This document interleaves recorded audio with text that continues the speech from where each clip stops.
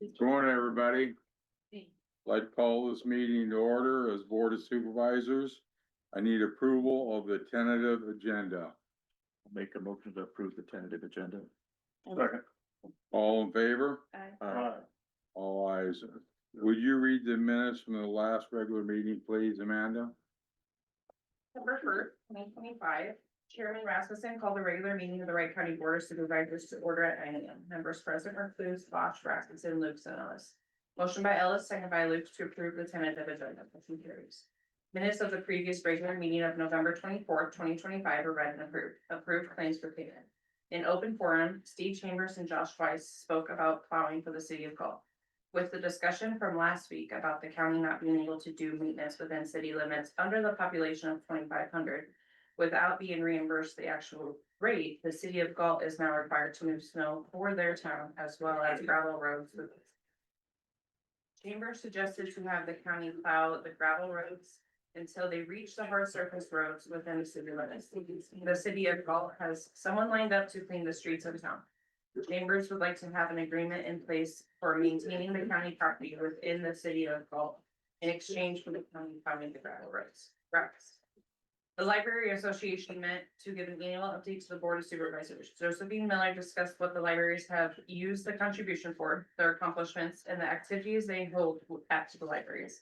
They are requesting a 3% funding increase as well as a $1,000 stipend for technology at each library. This will be considered at budget time.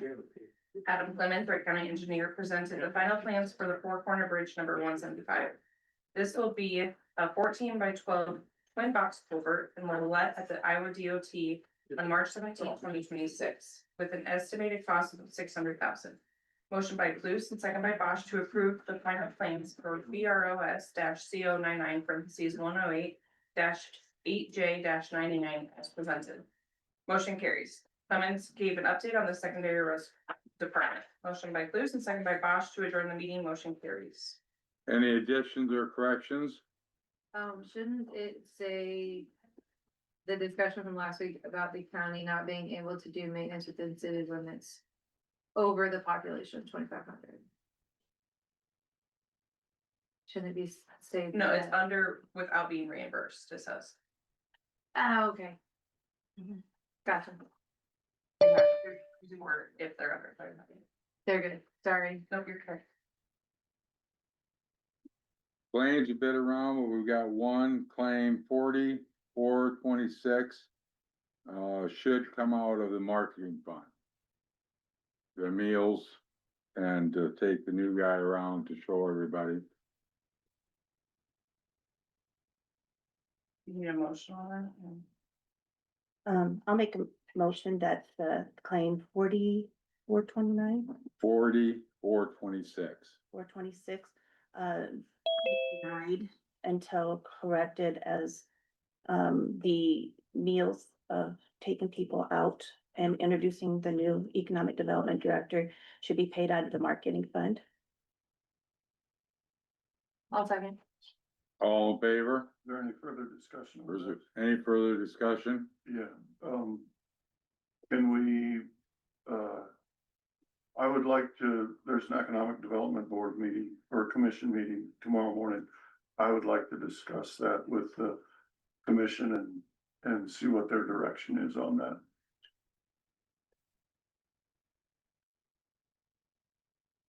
So I will amend my motion to deny that claim until further clarification from the Economic Development Board. Okay, I'll second. all in favor?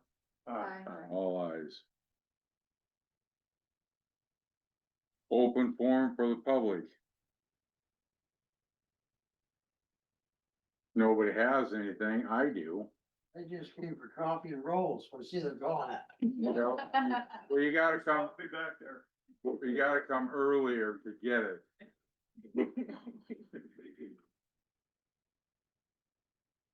Wendy, would you like to step up here, please?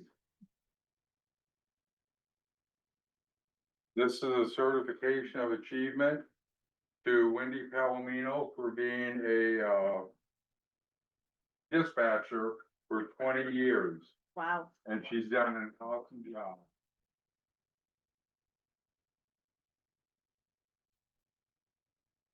And we appreciate everything you do. That's awesome, cause it's not an easy job. I'm sure at times it's pretty stressful. Yeah. And I've dealt with her for 13 years. I've not been in charge down there, but I sort of help them out. And she's always been an excellent employee. Thank you. Thank you. Appreciate it. Yeah. I wish I gave you something else for, but. Thank you.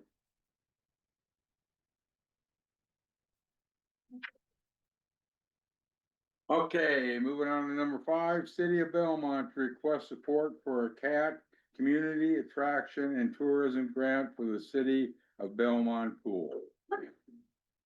Hi Supervisors, I'm Amy Goldman. I'm representing the Belmont Aquatic Center Committee. I'm joined today by Leanne Waltzing, who's also on the committee, and there you are, Cody Nicholas, who is the Belmont City Manager.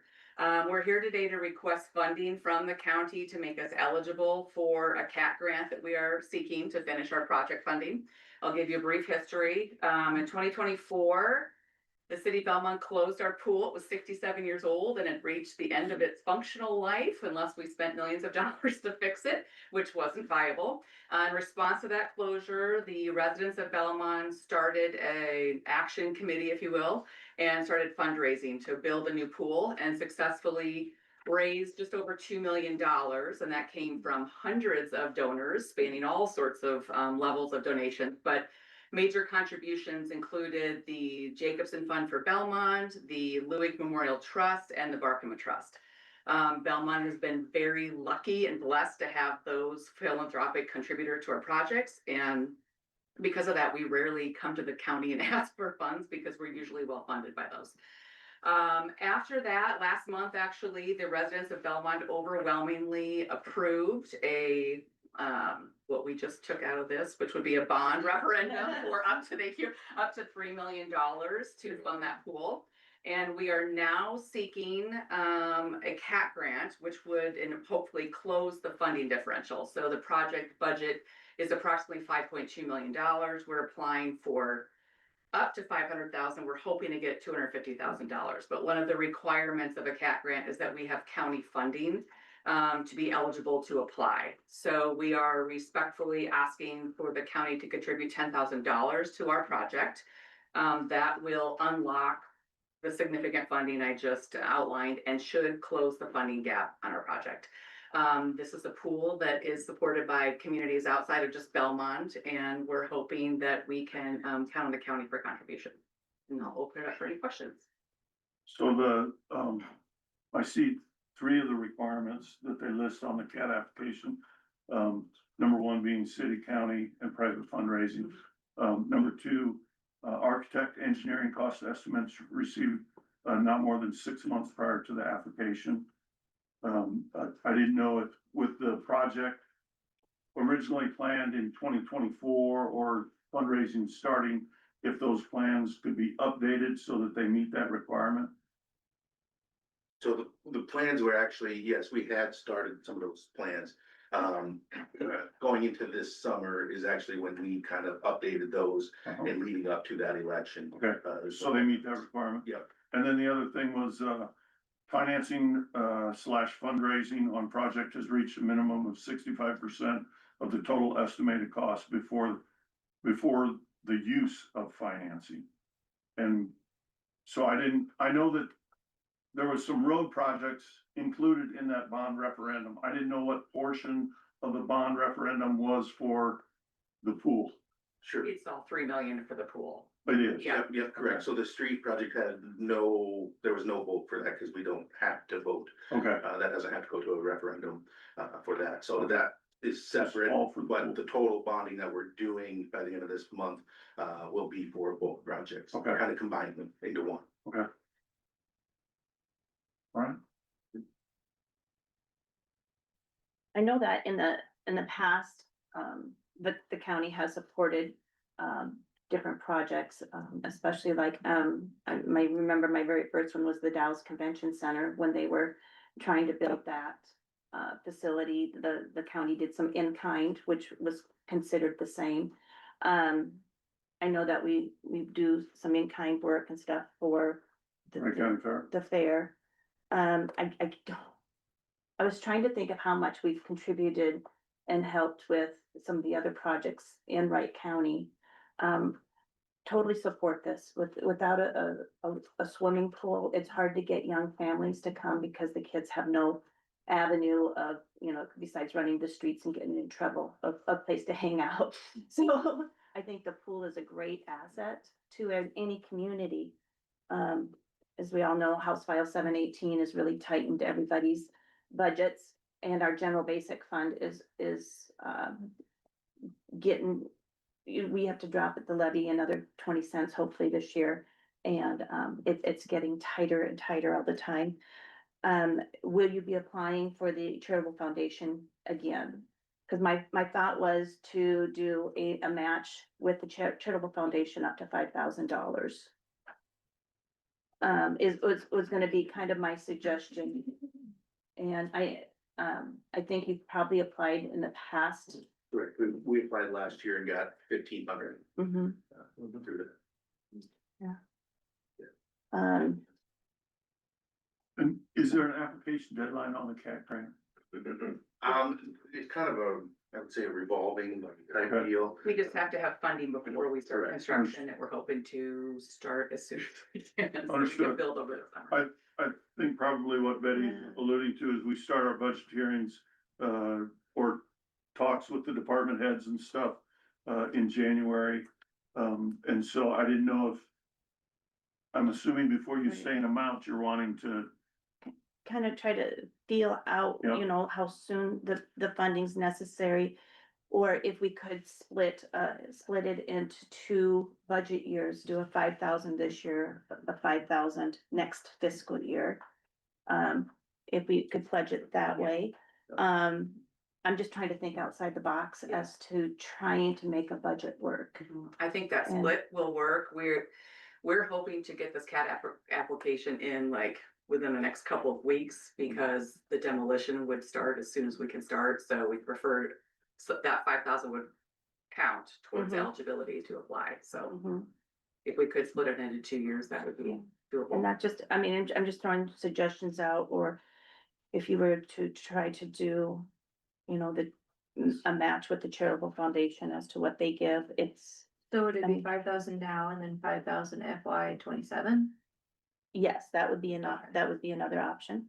Yeah, so like Yes. 5,000 now for FY 26 and then 5,000 FY 27. Mm-hmm. have we spent anything out of the We've spent $1,000, which was a healthy harvest, 12,000 correct? that we had in that fund?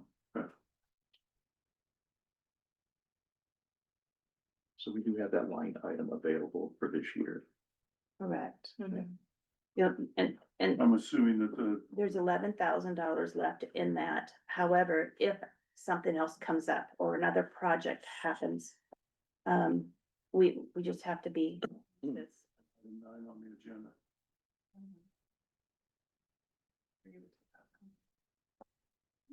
Where's that funding come from? Yeah, That's 'cause- that's $33,770. That's still within our budgeted line item. mhm. And so we've spent that line item for the housing trust fund was $13,030. And so, you wanna go another 3,700 above that, so. Anyway. That's a discussion later on. Probably could make sense to do the 5,000 now. And I'll put that into a motion. And then 5,000 for fiscal year 26, 27. or 27, excuse me, I'll second that. So you're committing to 10,000 over 2 years. yes. 2 fiscal Cause years. your 2 fiscal years, that'll be important for the application to know that in that way. And I can get you our minutes after they're approved. That's wonderful. Thank you. Signed together. Mhm. Okay, we have a motion, a second, any more discussion? All in favor? I, Aye, all ayes. Think It's we a need resolution. to do the resolutions. Oh, sorry. A roll call, yeah. So, Okay, and I'll make it. I need changes now. I make a motion to approve resolution 2025-35. It's a resolution agreeing to provide local contribution for the 2026 Community Attraction and Tourism Grant of $5,000 for this year and $5,000 for FY 27. I'll second that. Betty, Aye. Lynn, Aye. Ashley, Aye. Dean, all ayes. Thank you. Thank Thank you very you. much. What's the timeline on the pool? When did it planning to be done? We're well, it's waiting to the ribbon coming, in May of 2027, so we hope to really start the demolition. My opinion is, it does, you don't need it warm to demo, is my opinion, so hopefully January. We start building as soon as it thaws for good, so, yeah, it's fast. Yeah, they will start the demo as soon as they can, once obviously council gets, the rest of their things in order for this month and, we get the general obligation, the bonds into the city, then we can begin that process. So, tonight there is a special council meeting, for the city to approve those plans and move forward with the low bid for both Third Street and the pool, so. Perfect. Nice. Thank you That's all very much. exciting. Appreciate it. Yeah, we're excited. Thank you.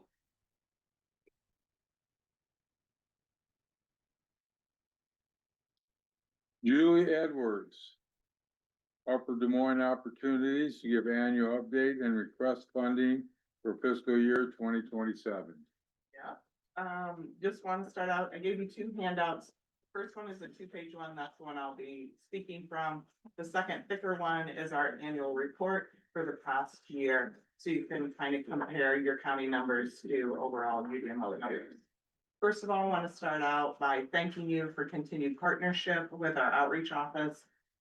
In Eagle Grove, last year you gave us $16,000 for services and we are requesting the same amount this year. The $16,000, what that got you was $266,128 of direct services to citizens in Wright County. I'll kind of go through those numbers on the second page. And you can see this is from October 1, 2024 through September 30th this year. We did achieve one of our goals. I was here last year talking about new data systems, unduplicated numbers, which are really helpful when you're wanting to know how many people are coming through your doors. And so this year we achieved one of those goals. We were able to produce unduplicated numbers. I'm not saying they're perfect yet because our staff had 2 data systems to go through. They had Empower, which was one of our community action data systems, and then the state's Lewis system. So they were entering in 2 systems, both brand new, you know how that goes. But looking at the first chart, this is how many households we assisted. Keep in mind in 2022 and 2023 was COVID, so we served more people, we had more money, there was more funding. And then the bottom number in 2025, there were 325 people that came through our outreach doors just for outreach. If they came through for LIHEAP, there were 297. Housing, this year we happened not to support any, there weren't any applicants. And then weatherization, 3 homes. In order to weatherize a home, the clients have to apply for LIHEAP, energy assistance, and own their own home. And then they go on the state prioritization list and are pulled off of there, which is also part of that Lewis system, which is not functional yet at the state. So they're doing workarounds in order to get that list. Putting those numbers into dollars, that's the next chart. You can see outreach put out almost $85,000, energy $163,000, and weatherization $18,000 for a total of $266,128. The bottom numbers, usually supervisors want to know some demographics. These are numbers of who came through our door. They're not necessarily how many you have in your county. If you look at the top 3 numbers, 42% are ages 18 to 59. So that's kind of how many you could have in that working class. Supervisors tend to want to know that. And then they jump down to how many of those are employed. If you go down a few, 4 or 5 lines, that 30% of those individuals were employed. Keeping in mind, 34% are children. And 24% are 60 years or older, which means they could be retired. And then 20% are reporting a disability. A number that's higher than other counties is your 49% of households are single person households. And of those, 21% are female, which kind of breaks the myth that most of the people using our services are female. Not necessarily true. 45% of those, which seems to be a higher number than other counties, own their own home. So if they applied for energy and own their home, they could get that weatherized. And then the number that I thought you might be interested in, since SNAP has been in the news a lot, is 34% of the households that came through our office were on SNAP. Any questions? Again, those numbers in the bottom portion of that sheet, that is not Wright County specific, that's UDMO. That is Wright, Specific, Wright County, UDMO, Wright County specific. That it Yes. is, Yeah, okay, that's for your county. Yep. thank But you, it doesn't include the general population. Those are just the ones that came through our doors. okay, gotcha. Yeah. So like some people are like, oh, well, we have this many single head of households in our county. Right, Well, that could be true. Our number will be different. this is 100% of what came We through, served. yep, okay, Yeah. got it. How many years you been doing this? Me, Yeah, this is my third or fourth year. But I've been with Upper Des Moines 30 years. she's very, very knowledgeable. And she does an awesome job of running the place. I have to deal with her, but I have to deal with them. I know. You have my sympathies too. shut up, yeah, you're already on my list. I can handle it. No, she does an excellent job. Any questions I have, she answers them. She knows the business. I keep Rick in line during our meetings. He is a- Well, that's good. I only got, what, 6 months left? I was trying to get out of January, but I know, doesn't work. Okay, anything else? So thank you, we'll consider it at, Budget budget time. time. Yeah. thank you, Julie.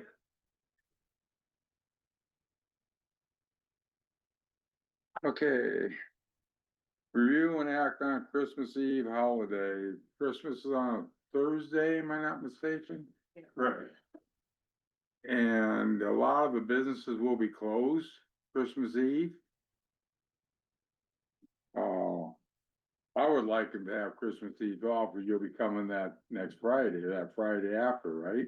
Or no, you have that off too. I myself would like to see you get Christmas Eve off, mainly because of people having to travel or getting stuff ready for their Christmas Eve supper if they're having it, since they have multiple families that work here. I guess I had, was that already the day after thing? I didn't look at my list of holidays that was approved last year. Was, the day after Thanksgiving, an extra holiday to the employees up and above the employee handbook? No.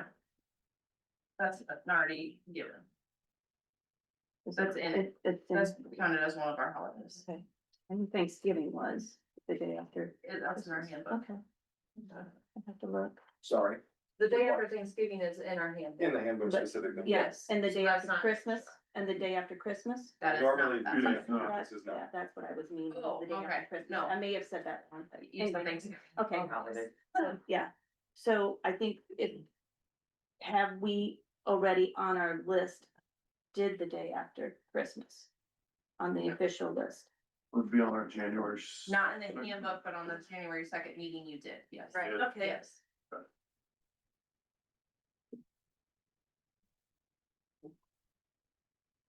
So I guess I would,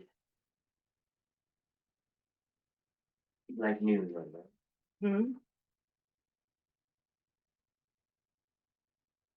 I think like the state offices are also closed, so if there's something to go down upstairs in any of our offices. Not mine specifically, but I think maybe Peggy's and their quarters, they didn't have. They're down.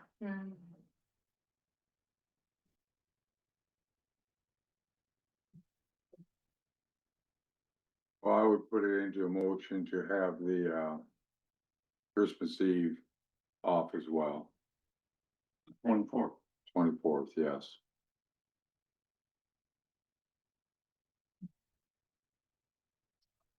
So we're giving 2 extra up and above our employee handbook.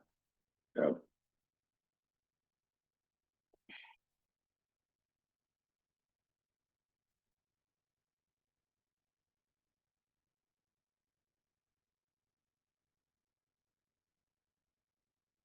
Thoughts from department heads?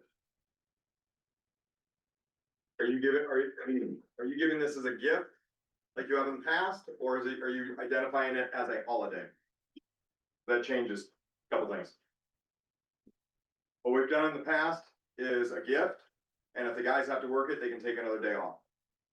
If you identify it as a holiday, the handbook says that they will get automatic overtime. I would like to make it as a gift.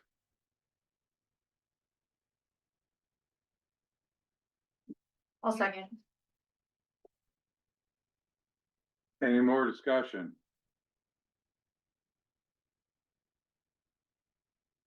I think that you should probably abstain. Eric, As your should I abstain from this vote? husband is a. It's not effective.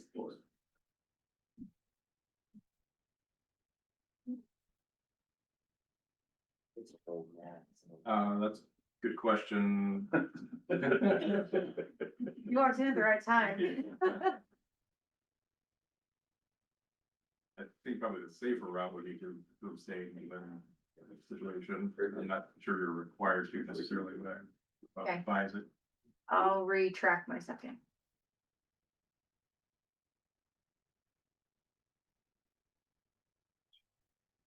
Retract the second.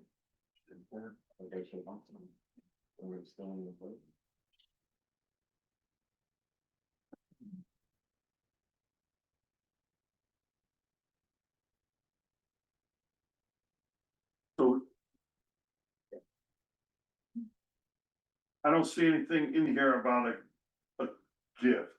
That's You've done it just, in the past. that's, That's been a past practice for the board to, it's just a terminology that it is not a declared holiday. Correct. Therefore, if you have to work, you're not gonna get time and a half. correct, you'll get another day off Understand? at another point scheduled with your department head. Okay. And so the day after Christmas was listed as a holiday. Yep. So if they work on that day. So for future in January, when we establish the holidays, we need to specify how it will be listed. I myself feel that our employees are getting an extra holiday above the employee handbook. I could probably stomach a half a day, on the Christmas Eve. But another full day is, I have a question. Have we already designated our floating holidays? The handbook says in addition to the holidays listed above, which is New Year's, Memorial Day, Independence Day, Labor Day, Veterans Day, Thanksgiving Day, day after Thanksgiving and Christmas Day. There's floating holidays.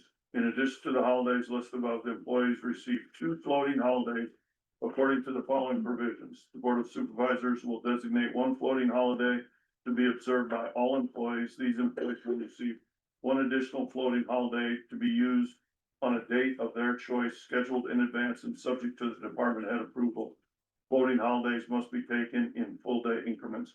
This would not be one of those floating holidays. So then the 26th technically then would be one of those floating no, holidays. we No. did President's, Designated that. President's Day. you designated President's Day Oh, We gotcha. did. as a Okay. floating holiday. You have the list of vacation, the holidays. For Yeah. January 2nd. Yeah, Yeah, sometimes we haven't yeah, it's there. designated President's Day. I don't know that it says designated though, for a floating holiday in there. It just has it as a holiday. Yeah. But it's not part of the list of employee handbook, so that's what we designated it as then. So, If you're gonna do half a day of it, do non-essential, because that don't work for the sheriff's office, we work 24 hours a day. Even if you have a day off, one of the guys may get half the day vacation or the holiday, and then he has to work through the next morning, so, doing half a day would work.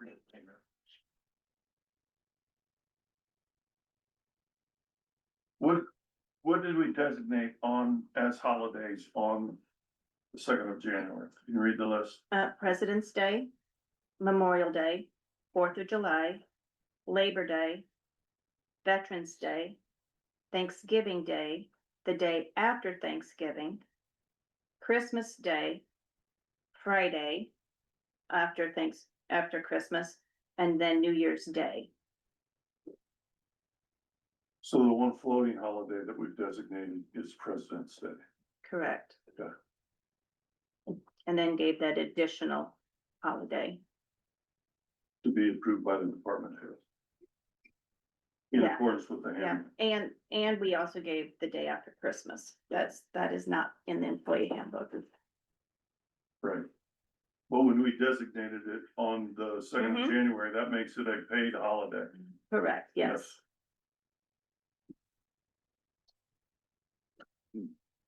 Okay, so where are we at on this? I made the motion to give them Christmas Eve off. And It has not been seconded. yes, it has not been seconded. And your discussion was a half a day. Yes. If at all, because they are, I mean, it is a 4-day weekend, and, so. I didn't even look at what the following week looked like. It was a busy time of the year for families. In the 45 years I worked, I never got Christmas Eve off. You know, that day was probably a little lax. But I never had it all. And employees can take it as their floating holiday.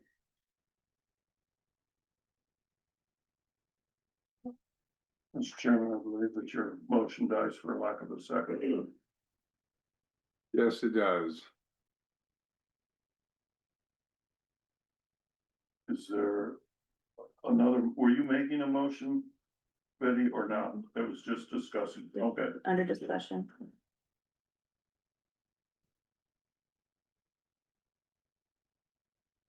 Do we have a new motion that would like to be out there?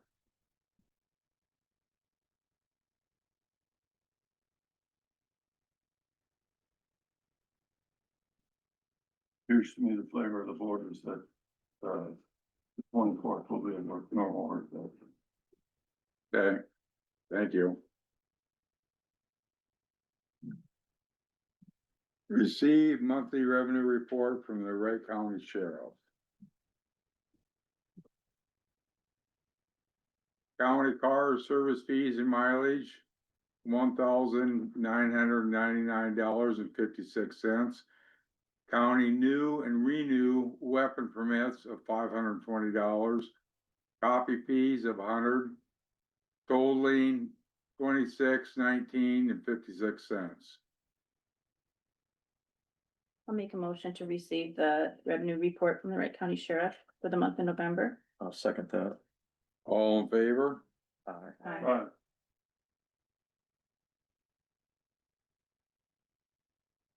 Review and take action on additional funding for the Heart of Iowa Regional Trust Fund from the Board of Supervisors, which is $37.70.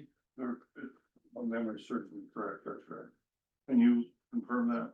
It'd be 32.70 because I was able to acquire the 500 from First State Bank. You were, Yes, sir. excellent. So we 32.70.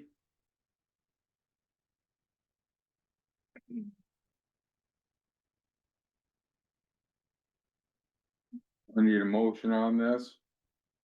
I would make a motion to fund the remainder of the Heart of Iowa Regional Trust Fund dollars, the amount being $3,270, through the Board of Supervisors.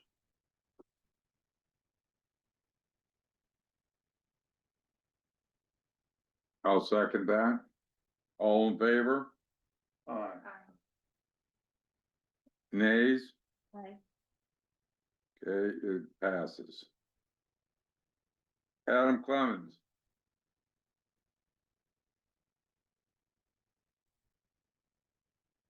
So quick update, been pretty busy with, snow removal the last couple weeks. We did go out and, perform some, snow maintenance activities, building snow fences. With the snow out in the field, we requested from, landowners to be able to access their fields and build snow fences with the snow out there. Prior to this last snow event, so, that, I think that helped on some of these issues, that we've been having, but. Miscellaneous updates, Taylor Avenue Bridge is a little bit at a standstill because it's been so cold. They haven't been able to do their work out there. Seismic testing has reactivated. They have seismic nodes out on Reed Avenue. And they have updated a schedule that you guys all have access to through your, teams. We got another 108 or received 180 tons of, the 500 tons that we requested. There's our winter snow response. Wanna talk to you about the number 6 miscellaneous. I got 2 items there. The guys are having an issue on Clay Avenue down by, sorry, go ahead. And, I just had a question about item number 4. Mhm. Charlie, do you guys truck that in or someone delivers that? So we have a contract through the Iowa DOT with a company that trucks it for us. We buy it from that company and then they truck it in. Okay. Yep. And it's readily available. I'm just thinking if we continue like this. Yeah. Okay, all right. Yeah. Yeah, we have probably 300-400 tons on the ground plus 180 that's in the, in the shed. All right, thank you. Yeah, don't wish anything. I'm not. Okay. So I'd just like to talk to you about the snow removal on Clay Avenue south of Prestige. There's a lot of semi parking on that route that we can't get around. Cause they're just parking there, cause there's, I mean, I don't know who they're with or what company they're with and why they're parking there. So the question would be, I don't, where are those, why are those trucks there? And do they need to be there is the question. I'm assuming that some of those are either deliveries into or pickups from Prestige Yeah. would be my, but it's an absolute guess. And my first question is why are they parking there rather than within the Prestige? I've noticed that too, a lot of Parking lot. parking there, and I can go talk to Ennis's on that, and see if it's part of their. Well, if we don't, I mean, so I just wanted to get the flavor of the board, cause I'll have to bring something back for them to, if you wanted to place no parking signs there. But I don't want to make anybody's issue, come up here. So, but yeah, you can talk to Ennis, but it's a situation like, it is a pain in the butt to move snow around. Oh, I'm They're sure. there. I've seen as many as 5 or 6. Yes, I have too. We didn't design that for Parking. truck parking, so Correct. I think the question is do we post it no parking so that it could be enforced? Let me, Yeah, that would be the only way you'd be able to enforce it. Correct. let me just talk with Ennis's first, see what's, cause they would know, I would think. Okay. If it's their trucks or if it's Prestige. And then I'll just get with Adam on it, however you guys wanna deal with it. I'd rather talk to him before we post Yeah. no Communicate, parking. yes. Yeah, I guess it could be trucks that are Being having washed appointments out or, for a washout or something, Yeah. because they're not a 24/7 operation. And I haven't talked to our gentleman that does, Tom Ford, who does the water, but is that getting, I assume Yeah, you that's guys are being, back then. Yeah. been back there Yeah. and keeping that so he can get to the, well, thank you so much for that. Really I'll appreciate also it. maybe reach out to Jerry Knoll, with Prestige and say, Okay. hey, are these your trucks? Can you give me? any-" yeah, Ennis has parking on their, on their, on their own lot. They do have quite a large lot. okay. I But don't know if this- it goes anywhere, up to close to 10 vehicles if there's, that might be tight in there, so. But I'll get with you today, I'll tell, if Mike is around, I will talk to him today and get back with you. And for the most part, winter time, for snow removal is the worst. The rest of the, in the summertime, it's not as big of a deal Yeah, I for just the don't, parking. no, but- not really, but I just don't wanna confuse anybody. If we Correct, Pull yeah. them up, put them down, pull them up, put them down, they're not gonna know. So, I'll talk with them. okay. Yeah, I would prefer, instead of having signs Yeah. posted, because Definitely. then their sheriff's department has to enforce it, and that's not Yeah. a fun one either. It is what it is, but it's not, so. Pardon? Anything else, Adam? County maintenance on secondary road extensions inside city limits. I discussed with Eric last week. I found an additional, code section that allows us to do it with city approval, but it's only on secondary roads extensions. So I think Rick had maybe updated you guys last week, from his and my conversations. So I will be putting 2080 agreements. I've sent that out to the, affected towns in an email on Friday. 3 of them came back, said, hey, that will work. That we will do, so the idea is that we will do, snow removal and summer blading activities, on secondary road extensions only. Any maintenance over and above that would need to be a request from the city council to, by approval of the city council, for us to do additional maintenance, and then they would reimburse us for those activities. So you are calling it the secondary road extensions. Yes. Can you explain that a little bit better? I was looking for the map that you provided us Yeah, that had some. the majority of them are secondary road extensions. So if you have specific questions, we can discuss that. Mm-hmm. So like a gravel route coming into a town, let's say the city of Galt, right? Yeah. From the north, that would be a secondary road extension. Once it hits, it actually would go all the way through to R65, the paved route that goes on the diagonal. Mm-hmm. The east-west route 245th gravel, that starts as a county road and goes out.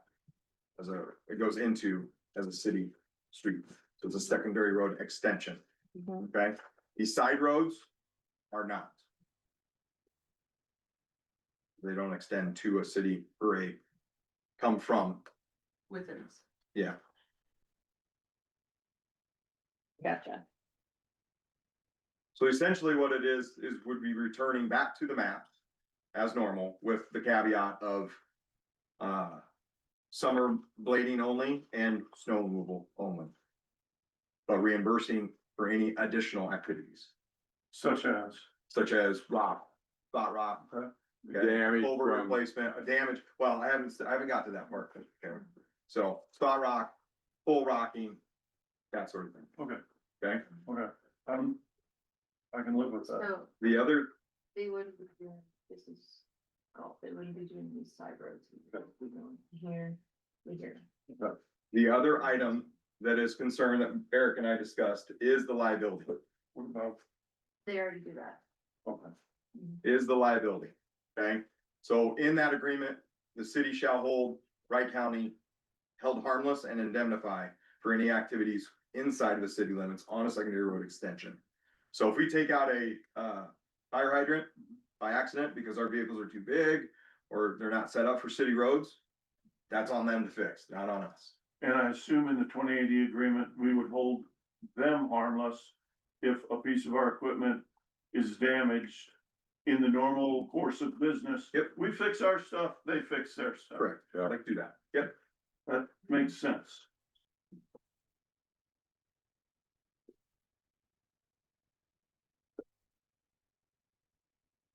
So I just wanted to give you an update. I'm going through and making those 2080s. I started them this morning. I will send them out to you for review prior to. I know that the city of Clarion has a meeting next week. So I'll probably be working on that one first because get it in front of them as soon as possible. Okay. Okay?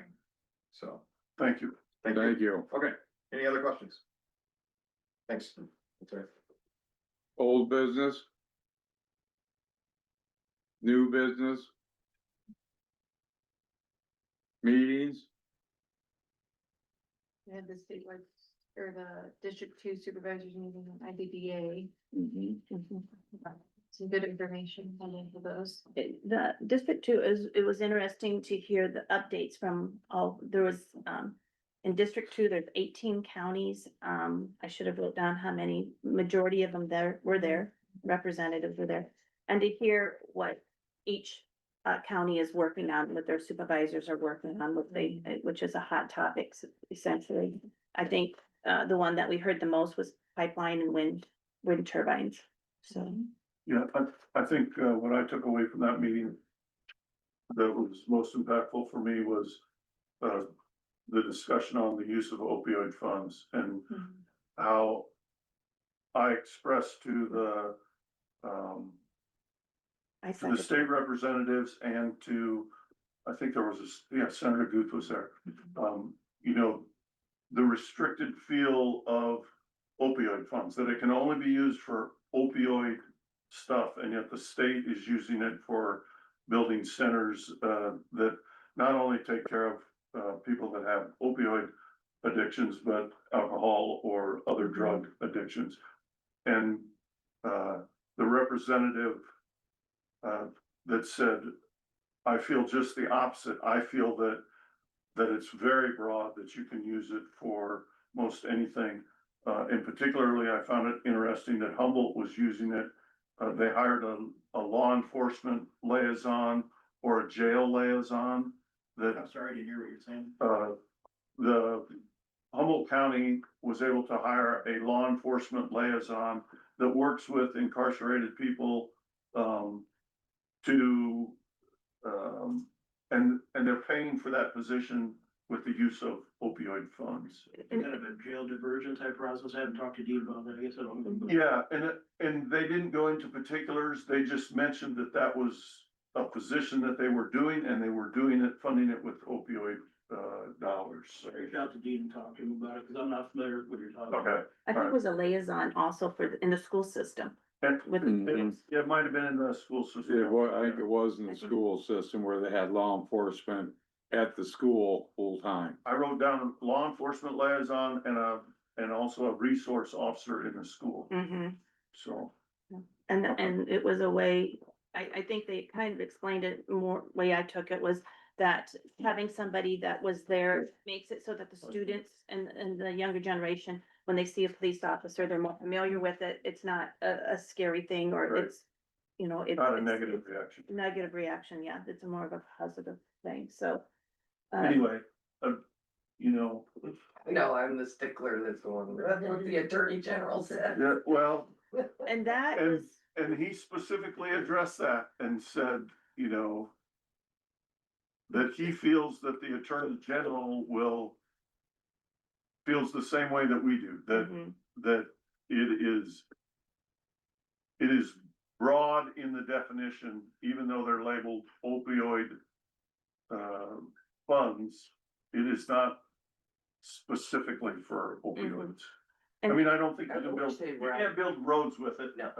I wish Um, they'd write it though, because there are specifically that says 85% must be towards blah, blah, you know, mhm, the opioid itself. So when that's in writing, Eric's probably, well, then I would agree, then I go, ooh, now I need to be accountable.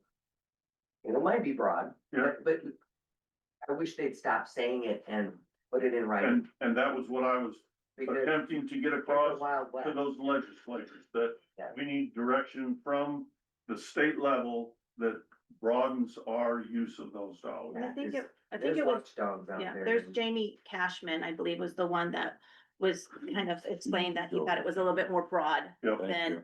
and I think Beth, what was her name? The ISAC attorney, Beth Beth Manley. Manley, yes. She was there also. If someone would put it in writing and give some definition, Mm-hmm. you know, I can fit. I'm working on it. Yeah. I'm just following, because like I said, there's watchdogs and somewhere someone's gonna have to say, how did you think that fit in? Hey, Lynn's gotta get going. Anything else before the board? Just IDDA meeting was, interesting. They had some legislators there. There was some updates on different Mike, Secretary of Agriculture, Mike Nate was there. That was interesting to listen to. Mike Castellano, who's a drainage expert out of the University of Iowa. He's a professor down at the University of Iowa. He spoke also. I felt, Was it Iowa State? who did I say? University of Oh, Iowa. excuse me, Iowa State, the Ag University. Yeah. Yeah. And I also, Sorry. I also had an UDMO meeting Tuesday night for Dodge. And I got the one over in Eldora coming up this Friday, It's juvenile. juvenile detention. I have, Midas this week and CFR. Anything else? Make a motion to adjourn. Second, all in favor? Aye. All ayes. We'll be in a 5-minute recess before our drainage trustees hat goes on. Okay, we're back on as Board of Trustees for the drainage. I need approval of tentative agenda. So moved. All in favor? Aye. Aye, Betty. Aye, yeah. I didn't say aye. You didn't. You did, when you were. Okay, would you read the minutes from the previous meeting, please? December 1st, 2025, the Wright County Board of Supervisors met in regular session as trustees of the drainage districts with the following members present. Rasmussen, Clues, Lukes, Bosch, and Ellis. Also present were Amanda Meyer, auditor, and Courtney Moore, Strange, administrator. Chairman Rasmussen called the meeting to order at 9:35 a.m. Motion by Clues and seconded by Lukes to approve the tentative agenda. Motion carried. Minutes of the previous meeting on November 24th, 2025 were read and approved. Motion by Clues and seconded by Bosch to approve drainage claims for payment. There was one work order that was reviewed and approved. It was for DD 40 in section 15 of Blaine Township. It's reported as top of a 30-inch tile has collapsed, created a suck hole in the field. Morris presented the following 4 drainage invoices. First one for Henniger Construction for DD 36 lateral B in Lake Township, section 15 for $2,566. Next one for Henniger Construction for DD 36 lateral B in Lake Township, section 15 for $2,566. This was 2 different locations. Third one was Henniger Construction for DD 208 Boone Township, section 27 for $1,297. And Nine Master for DD 194 professional services for $487.50. Motion by Clues and seconded by Ellis to set the date and time of an informational landowner meeting on December 15th, 2025 at 10 a.m. for JDD 111-3. And I missed the motion carried. A conference call with Franklin County trustees was held to discuss a work order for JDD 118-4 main tile. Present on conference call were Franklin County Supervisors Richard Lukensmeyer, Gary McVicker, and Chris Vaness, Katie Flint, auditor, and Colette Bruns, drainage administrator. Wright County Chairman Rasmussen called the meeting to order. Franklin County Vaness stated that a work order was received for JDD 118-4 main, which lies solely in Franklin County and is comprised of only Franklin County landowners. Franklin County Vaness asked if this work order moves forward, does Wright County need to be involved in the decision making? Wright County Clues stated he didn't believe Wright County needed to be included as long as whatever action is taken and the minutes are shared with us. Wright County Chairman Rasmussen adjourned the joint meeting, motion by Clues and seconded by Rasmussen to adjourn the meeting, motion carried. Any additions or corrections? The addition of the motion carried.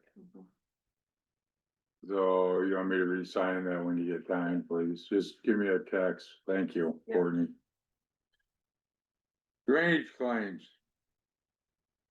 We had 4 claims. And they totaled $6,916.50.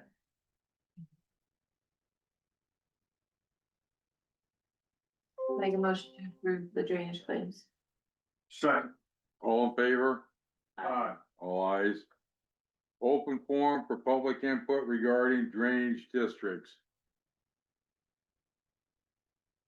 Review and act on drainage work orders. We have no work orders. Review and sign any open drainage invoices. We have 5 invoices. The first one is from Jacobson Westergaard. This is for their work on JDD 162-7. And this is for $1,140.55. The next one is for Agravia ELLC. This is for their work on DD 169. This is for $400. Next one is for VDD 111-3. This is the postage for the informational meeting letter that went out to landowners for $10.36. How many landowners should that comprise, you know? It went out to 14 landowners for those 4 sections. Yep. Next one is Mozdam Construction. This is for a work order for DD 36 lateral B, section 21 of Lake Township. And this came in at $1,562.50. And the last one was from Mozdam Construction for work order in DD 14, section 5 of Lincoln Township for $512.50. All signed. All of them were signed. I signed mine, I didn't know about you, everybody else. I'm asking you, did you get them all signed? You will have Yeah. Oh. when I give you the book. Oh, excuse me. Anything else before the district trustees of the drainage? Wants to adjourn. I'll second. All in favor? Aye. Aye. Thank you.